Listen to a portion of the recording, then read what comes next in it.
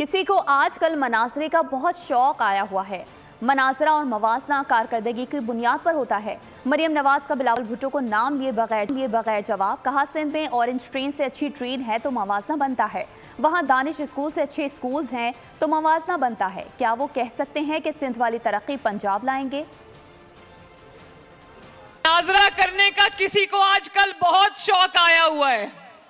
कहते हैं मनाजरा कर लो, चलो आओ करते हैं मनाजरा।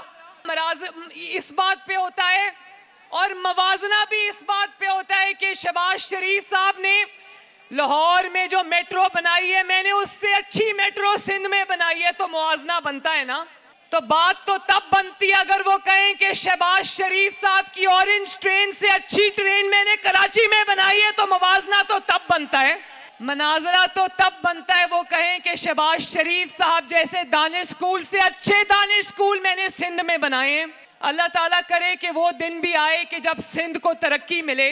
हम लाहौर वाली तरक्की और पंजाब में की तरक्की जहां हमें मैंडेट मिला है, हम वो तरक्की सिंध लेकर जाएंगे, कराची लेकर जाएंगे।